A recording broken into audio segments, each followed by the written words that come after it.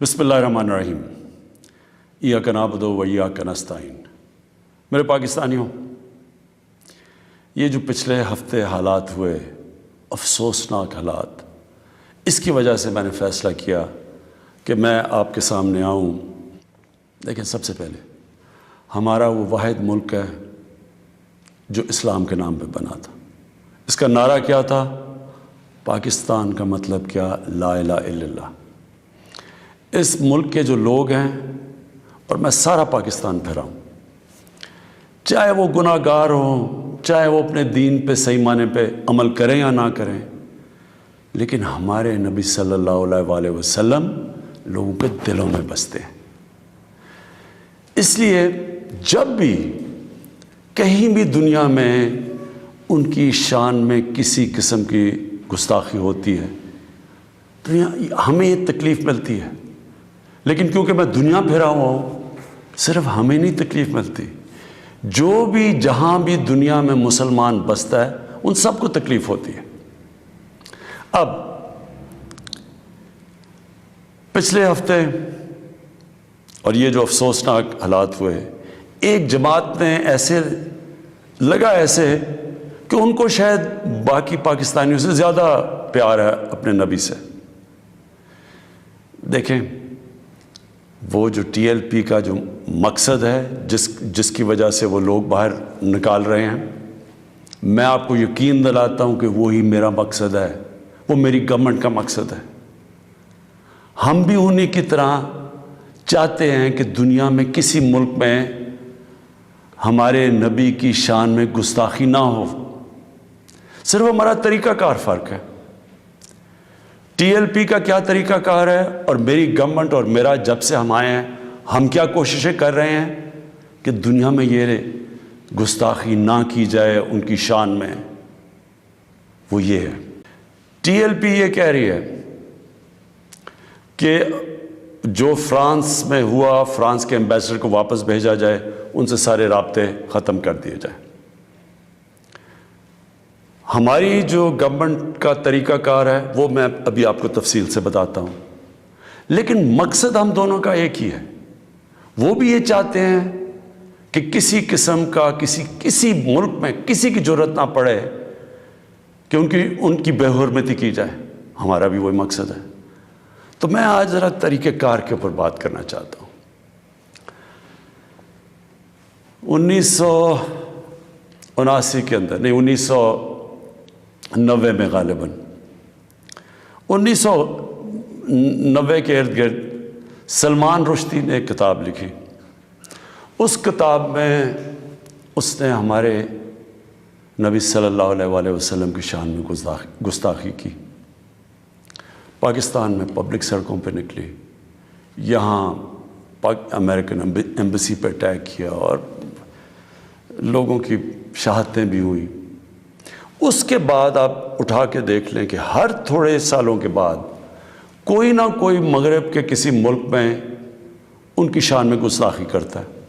मुसलमानों को तकलीफ़ होती है, कहीं बाहर रिएक्शन भी होता है, या हमारे मुल्क में मुजाहरे भी होते हैं, लेकिन ये हर थोड़े सालों के बाद यही सिलसिला आगे बढ़ जाता है। तो क्या हमने अभी तक कोई फ़र्क पड़ा इस अप्रोच से? यही TLP कर रही है। ये भी ये पाकिस्तान में कह रहे हैं कि मुजाहरे करेंगे हम, और किए हैं उन्होंने, और हम सड़कों पे आ जाएंगे, पहले भी किए हैं, कि अगर हम एक्शन ना लें। अब क्या मेरा सवाल ये है कि क्या फ्रांस के एम्बेसडर को वापस भेजना फ्रांस में और उनसे सारे ताल्लुकात तोड़ देना, क्या उससे ये रुक जाएगा? क्या उससे क्या तो कोई गारंटी है कि उसके बाद उनकी शान में कोई गुस्ताखी नहीं करेगा? कोई गारंटी है? मैं मगरब को जानता हूँ, मैं आपको गारंटी करता हूँ कि अगर आप ये करेंगे, अगर हम ये करें पाकिस्तान, तो इसके बाद किसी और यूरोपियन मुल्क में यही होगा। आज़ादी के राय पे नाम पे वहाँ उन्होंने ये एक आज़ादी राय का इशू बनाया हुआ है। उसके नाम पे वो कहेंगे अच्छा आज़ादी राय की वजह से इन्होंने ये किया, हम भी ये कर रहे हैं, वो भी कोई गुस्ताखी करेंगे। क्या फिर उसके एम्बेसडर को भी हम वापस भेजेंगे? और 50 मुसलमान मुल्क हैं, کوئی بھی اس طرح نہیں کر رہا, کوئی وہاں کہیں مظاہرے نہیں ہوئے, وہ بھی نہیں کہہ رہے کہ ایمبیسڈر کو واپس بھیجو. تو اس کا پہلے تو کوئی فرق نہیں پڑنا لگا فرانس کو. لیکن میں آپ کو یہ بتاؤں پاکستان کو کیا فرق پڑے گا. سب سے بڑا فرق یہ پڑے گا ہمارے ملک کو کہ بڑی مشکلوں سے ہماری معیشت اٹھ رہی ہے. بڑی دیر کے بعد پاکستان کے اندر انڈسٹری اوپر جا رہی ہے. لارج اسکیل انڈسٹری بڑی دیر کے بعد اٹھ رہی ہے. نوکریاں مل رہی ہیں لوگوں کو. ہمارے ملک میں دولت میں اضافہ ہو رہا ہے. ہماری ایکسپورٹس بڑھ رہی ہیں. ہمارا روپیہ مضبوط ہو رہا ہے. بڑی دیر کے بعد روپیہ مضبوط ہوتا جا رہا ہے. جب روپیہ اوپر جاتا ہے تو مثلا پیٹرول اور ڈیزل سستا کیا ہے. باہر کی جو چیزیں ہم منگواتے ہیں وہ سستی ہونی شروع ہو گئی ہیں. جب ہم فرانس کے ایمبیسڈر کو واپس بھیج کے تعلقات توڑیں گے ان سے, اس کا مطلب کہ یورپین یونین سے ہم تعلقات توڑیں گے. اس کا مطلب کیا کہ جو ہماری آدھی ٹیکسٹائل کی ایکسپورٹس ہیں وہ یورپین یونین میں جاتی ہیں. تو اس کا مطلب آدھی ہماری ٹیکسٹائل ایکسپورٹس وہیں ختم ہو گئی. اس کا مطلب بے روزگاری, فیکٹریاں بند ہو جائیں گی. اور اس کے آگے کیونکہ آدھی ہماری مین ایکسپورٹ ٹیکسٹائل ہے, جب ٹیکسٹائل آدھی رہ جائے گی ایکسپورٹ, ہمارے روپے کے اوپر پریشر پڑے گا, روپیہ گرے گا, مہنگائی بڑھے گی, غربت بڑھے گی. تو نقصان ہمیں ہوگا, فرانس کو کوئی نقصان نہیں ہونے لگا. تیسری چیز اب ہم نے اس کے اوپر جب یہ ہوا تو میں پہلے ذرا آپ کو تھوڑی تفصیل پیچھے بتا دوں. یہ ہم 2-2.5 مہینے سے لگے ہوئے تھے. ہماری گورنمنٹ TLP سے مذاکرات کر رہی تھی. ہم ان کو یہی چیزیں سمجھا رہے تھے کہ اس سے نقصان ہمیں ہونے لگا ہے, ان کو نقصان نہیں ہوگا, ہماری عوام کو نقصان ہوگا. مذاکرات چلتے جا رہے تھے. انہوں نے کہا جی اسمبلی میں رکھو, اور اسمبلی جو فیصلہ کرتی ہے. ہم نے فیصلہ کیا ٹھیک ہے ہم اسمبلی میں یہ رکھتے ہیں. لیکن ہم پھر دیکھنا شروع کیا کہ ان کی موبلائزیشن نیچے ہو رہی ہے, ان کی تیاریاں ہو رہی ہیں اسلام آباد آنے کے لیے. ایک طرف مذاکرات چل رہے ہیں, ایک طرف اسلام آباد آنے کی تیاریاں ہیں. پھر ابھی مذاکرات چل رہے ہیں اور ہم نے یہ فیصلہ کیا ہوا تھا کہ ہم اسمبلی میں رکھیں گے اس ایشو کو. تو پتہ چلا کہ انہوں نے پہلے اناؤنس کر دیا کہ جی اب تو فرانس کا اگر ایمبیسڈر آپ واپس نہیں بھیجیں گے تو ہم سارے اسلام آباد میں دھرنا دیں گے. تو یہ اس کے بعد یہ ہماری بات چیت ٹوٹی. اس کے بعد پھر یہ اریسٹ ہوئے. اب میں صرف آپ کو بتانا چاہتا ہوں کہ اس سے اب تک ہوا کیا ہے ہمارے ملک میں. ذرا دیکھ لیں کہ ہم نے اپنے آپ کو کتنا نقصان پہنچایا. اب تک 40 پولیس کی گاڑیوں کو جلا دیا گیا ہے. لوگوں کی پرائیویٹ پراپرٹی کے اوپر کئی لاکھوں کروڑوں روپے کا نقصان ہوا ہے. 4 پولیس والے شہید ہوئے ہیں. 800 سے زیادہ پولیس والے زخمی ہوئے ہیں. پہلے دن جب شروع ہوا تو تقریباً 100 سڑکیں بلاک کر دی. اس سے جو عوام کو نقصان ہوا, اس سے کئی جو آکسیجن کے سلنڈرز نہیں جا رہے تھے, بیچارے جو کرونا کے مریض ہیں, ان میں اموات ہوئی. اور پھر باہر سے کود پڑے لوگ, ہمارے پاکستان کے دشمن.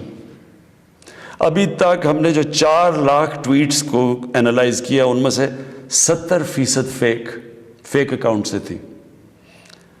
مثلا پروپیگنڈا, جس طرح یورپین یونین کی ڈس انفارمیشن لیب نے جب بتایا کہ ہندوستان کی کوئی 600 سائٹس ہیں, فیک سائٹس, میڈیا سائٹس, جس سے وہ فیک نیوز اور پروپیگنڈا کر رہے ہیں پاکستان کے خلاف. تو یہاں بھی ہمیں پتہ چلا کہ 380 ہندوستان کے انڈیا کے گروپ تھے جو کہ واٹس ایپ سے فیک نیوز چلا رہے تھے کہ سول وار ہو گئی پاکستان میں. ہماری پولیٹیکل پارٹیز, مجھے افسوس سے کہنا پڑتا ہے کہ وہی JUI جو فضل الرحمان کی پارٹی, وہ بھی بیچ میں شامل ہو گئی کہ کسی طرح گورنمنٹ کو ڈیسٹیبلائز کریں, ملک کو نقصان پہنچائیں. ساتھ وہ نون لیگ. اب ان سے میں پوچھتا ہوں کہ جب یہ سلمان رشدی نے کتاب لکھی تھی تو نواز شریف تو پہلی دفعہ پرائم منسٹر بنے تھے, کتنی انہوں نے سٹیٹمنٹس دی تھی. کتنی دفعہ انہوں نے کسی فورم میں کہا تھا کہ اس نے بڑا غلط کام کیا، مسلمانوں کے دلوں کو تکلیف پہنچائی ہے. کتنی دفعہ کسی بھی مسلمان ہیڈ آف اسٹیٹ نے کسی انٹرنیشنل فورم پہ اس پہ بات کی تھی، تو آج ان کے ساتھ مل گئے ہیں صرف انتشار پھیلانے کے لیے. دیکھیں، اب یہ میں نے آپ کو بتایا کہ ایک اپروچ ہے کہ اپنے ملک میں مظاہرے کرو، اپنے ملک کو نقصان کرو، کوئی فرق نہیں پڑتا فرانس کو، اچھا ایمبیسڈر واپس بھیج دو، کوئی فرق نہیں پڑتا. اب یہ سنیں کہ میری اپروچ کیا ہے. مقصد تو ہمارا ایک ہی ہے. ہم کیا چاہتے ہیں کہ ہم یہ چاہتے ہیں کہ یہ جو ہر تھوڑے سالوں کے بعد ہمارے دلوں کو تکلیف پہنچائی جاتی ہے، اس کی دوسری اپروچ کیا ہے، یہ اب سنیں میری اپروچ کیا ہے. دیکھیں، میں پھر سے آپ کو بتاتا ہوں، مغرب کو میں سب سے بہتر سمجھتا ہوں. میری بڑی زندگی گزری ہے وہاں، میں ان کی سوچ کو جانتا ہوں. دیکھیں، سب سے پہلے جو کوشش کرنی چاہیے، جو ہم نے کی ہے، اور میں ابھی بتاتا ہوں ہم نے کیا کیا کوشش کی ہے. اچھا، میں یہ ذرا پہلے بتا دوں. سب سے پہلے جون 2019 میں 14ویں جو سمٹ تھی OIC کی، وہ پہلی دفعہ جا کے میں نے اسلاموفوبیا کی بھی بات کی، اور میں نے یہ بات کیا کہ جو مغرب کے اندر ہمارے پیارے نبی کی بے حرمتی کی جاتی ہے، کہ ہم سب مسلمان ملکوں کو مل کے ہم ایک پلان کرنا چاہیے، کہ اکٹھا اپروچ کرنا چاہیے، کہ ان کو سمجھانا چاہیے مغرب کو. دوسرا، میں نے پھر جب سپٹمبر 2019 میں یونائٹڈ نیشنز کی جنرل اسمبلی میں گیا، ادھر میں نے یہ اٹھایا دونوں چیزیں. اسلاموفوبیا کی بھی بات کی. اسلاموفوبیا کا کیا مطلب ہے؟ اسلام کے خلاف نفرت، اور اس نفرت کے اندر ایک یہ ہے کہ وہ ہمارے نبی صلی اللہ علیہ وسلم کی شان میں گستاخی کرتے ہیں. تو یہ ایک ہی چیز اکٹھے کرتے ہیں یہ. تو ادھر میں نے بات کی یونائٹڈ نیشنز میں. پھر اگلے سال جو 2020 میں یونائٹڈ نیشنز کی جنرل اسمبلی ہوئی، پھر میں نے اسلاموفوبیا کی بات کی، اور میں نے کہا کہ یہ کس طرح 1.25 ارب لوگوں کو تکلیف پہنچائی جاتی ہے. پھر یونائٹڈ نیشنز کی ہیومن رائٹس باڈیز کے اندر اور کمیشن میں میری گورنمنٹ نے مسلسل اسلاموفوبیا کی بات کی. پھر میں نے فیس بک کا جو CEO ہے مارک زکربرگ، میں نے اس کو خط لکھا کہ کیسے فیس بک کو استعمال نہیں کرنا چاہیے اسلاموفوبیا کے لیے. اور پھر جب یہ فرانس میں ہوا، اور جس کے اوپر یہ TLP کہہ رہی ہے کہ فرانس کے ایمبیسڈر کو واپس بھیجیں، میں نے سارے مسلمان ہیڈز آف اسٹیٹس کو خط لکھا، اور میں نے ان کو کہا کہ ہمیں جوائنٹ ایکشن لینا چاہیے اس کے اوپر. اور اب میں آپ کو سمجھانا چاہتا ہوں میری اسٹریٹجی کیا ہے. اسٹریٹجی یہ ہے کہ ہم سارے مسلمان ملک کے جو ہیڈز ہیں، ہم مل کے مغرب کے فورمز میں، یورپین یونین میں، یونائٹڈ نیشنز میں، ہم ان کو یہ بتائیں کہ کیوں ہمیں تکلیف ہوتی ہے جب یہ آزادی رائے، فریڈم آف سپیچ کے نام پہ یہ جب نبی صلی اللہ علیہ وسلم کی شان میں گستاخی کرتے ہیں. کیونکہ ان کو اس چیز کی سمجھ نہیں ہے. مغرب کے اندر ان کے جو پیغمبر ہیں، ان کو اس طرح نہیں، ان کا پیار اور عشق جس طرح ہمارا ہے، ہمارے نبی سے ہے. ان کو اس طرح کا نہ، ان کی اس طرح کی عزت کرتے ہیں. اور وہاں بلکہ وہ دین کو ان کے اتنے قریب نہیں ہے جس طرح ہم اپنے دین کے قریب رہتے ہیں. اس لیے ہمیں ان کو سمجھانا پڑے گا، اور سمجھائیں گے جب ہم مل کے اکٹھے کلیکٹیولی مسلمان دنیا کے ہیڈز آف سٹیٹس جب ہم بات کریں گے، جو میں یہ ہر جگہ جن فورمز پہ کہتا گیا ہوں، تب اس کا اثر ہوگا. دنیا میں تھوڑے سے یہودی ہیں، لیکن وہ سارے یہودیوں نے اکٹھے ہو کے دنیا کو، مغربی دنیا کو بتایا ہے کہ جو ہولوکاسٹ تھا، جدھر یہودیوں کی قتل عام ہوئی تھی، انہوں نے کہا کہ اس کے خلاف کوئی منفی بات نہ کی جائے کہیں بھی، کسی میڈیا پہ. آج کہیں بھی، آج مغربی میڈیا کسی ملک میں ہولوکاسٹ کے خلاف کوئی بات نہیں کر سکتا. 4 یورپین ملک ایسے ہیں جدھر جیل میں ڈال دیتے ہیں اگر آپ ہولوکاسٹ کے خلاف کوئی منفی بات کریں. تو کیا ہم یہ نہیں ان کو باور کروا سکتے کہ ہمیں کتنی تکلیف پہنچتی ہے؟ اور یہ صرف، اور یہ ہم تب کریں گے جب ہم کلیکٹیولی مل کے کریں. اور میں آپ کو یقین دلاتا ہوں، کیونکہ میں مغرب کو سمجھتا ہوں، ان کو سمجھ ہی نہیں ہے اس چیز کی. جب ہم پروٹیسٹ کرتے ہیں، جب ہم مظاہرے ہوتے ہیں، وہ سمجھتے ہیں یہ مسلمان آزادی رائے کے خلاف ہے، اور وہ پھر بجائے اس کو سمجھنے کے وہ پھر اور کوئی جان کے شرارت کرتے ہیں ہمیں تکلیف دینے کی۔ اس لیے پہلا تو یہ چیز ہے۔ اور دوسرا میں جو کہنا چاہتا ہوں وہ یہ، دوسرا طریقہ کیا ہے کہ جب ایک 50 مسلمان ملک مل کے یہ کہیں گے کہ اگر کسی ملک میں سے اس طرح کیا گیا تو ہم سارے مل کے ان کا ٹریڈ بوائیکاٹ کریں گے، ان کی ہم چیزیں نہیں خریدیں گے، اس کا اثر ہوگا۔ اس طرح ہم اپنا جو ہم مقصد ہے اس پہ پہنچ سکتے ہیں۔ میں نے آپ کو 2 مقصد بتائے، ایک یہ TLP کا مقصد ہے، ہم ساری زندگی بھی لگے رہیں، ہم اپنے ملک کو نقصان پہنچاتے رہیں گے، کبھی کوئی فرق نہیں پڑنے لگا ان کو۔ جو میں کیمپین کر رہا ہوں، میں آپ کو یقین دلاتا ہوں کہ یہی طریقہ ہے کہ انشاءاللہ ایک دن ان کو سمجھ آ جائے گی، اور وہ دن دور نہیں ہے۔ میں آج آپ سب کے سامنے کہتا ہوں کہ میں ذمہ داری اس کی لیتا ہوں، میں ہی اس کیمپین کو لیڈ کروں گا، لیکن میں انشاءاللہ اپنی قوم کو مایوس نہیں کروں گا، اپنے مسلمانوں کو مایوس نہیں کروں گا۔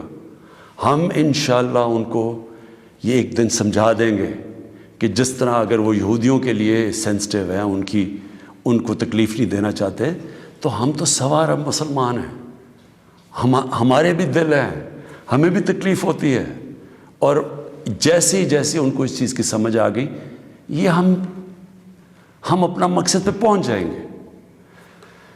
آخر میں اپنے علماء ان کو خاص طور پہ کہنا چاہتا ہوں کہ آپ کو اس میں ہمارے ساتھ مل کے، میرے ساتھ مل کے میری تائید کرنی چاہیے، ہماری مدد کرنی چاہیے، کیونکہ یہ جو چیزیں یہ جو ہو رہے ہیں ہمارے ملک کو نقصان پہنچ رہا ہے، اس سے تکلیف پہنچتی ہے۔ ہماری پولیس سے جو ہوا ہے، 800 پولیس انجر ہوئی ہے، جو ان کو کئی ہسپتالوں میں پڑے ہوئے ہیں، تو اس سے کس کو فائدہ ہوا ہے؟ کیوں ہندوستان کی یہ جو ویب سائٹس ہیں جو اس کے اندر کود پڑی ہیں، یہ دشمنوں کو فائدہ ہوا ہے؟ قوم کو کیا فائدہ ہوا اس سے؟ قوم کو تو صرف نقصان ہوا ہے، اور جو مقصد ہے ہمارا اس سے تو اس پہ نہیں پہنچ رہے ہم۔ کوئی فرق نہیں پڑے گا کسی مغربی ممالک کو جو مرضی ہم اپنا ملک کا نقصان کریں، جرم کہیں اور ہو، ہم اپنے اوپر خودکش حملہ کر دیں، یہ کون سی عقل اور سمجھ ہے؟ تو میں آپ سب کو کہوں گا، اپنی قوم کو کہوں گا کہ یہ ٹائم ہے اکٹھے ہونے کا۔ ہمارا ملک بڑی مشکلوں سے ایک اس طرف نکل رہا ہے کہ ہم اب اوپر آنے والے ہیں، ہماری معیشت اٹھ رہی ہے، لوگوں کو روزگار مل رہا ہے، ہمارا روپیہ مضبوط ہو رہا ہے، ہمارا ملک کا ڈائریکشن ٹھیک ہے۔ تو یہ ٹائم اپنے ملک کو نقصان پہنچانے کے لیے نہیں ہے، یہ صرف ہمارے ملک کے دشمن ہمیں نقصان پہنچائیں گے۔ ہم سب کو اب اکٹھے ہو کے اللہ کا شکر ادا کرنا چاہیے کہ ہم یہ 2 سال بڑے مشکل وقت سے گزرے ہیں، حالانکہ ہمارے پاس اس وقت کرونا کا ایک تیسرا ویو آیا ہوا ہے، اس کے اوپر ہمیں سب کو مل کے SOPs پہ چلنا چاہیے، اللہ سے دعا کرنی چاہیے کہ ہمیں اس مشکل سے بھی نکال دے، اور پھر اس کا شکر ادا کرنا چاہیے کہ یہ ہم 2 سال کے بعد ایک قوم، ہماری معیشت اٹھ رہی ہے، تو ہم اس کو نقصان نہ پہنچائیں۔ پاکستان پائندہ باد۔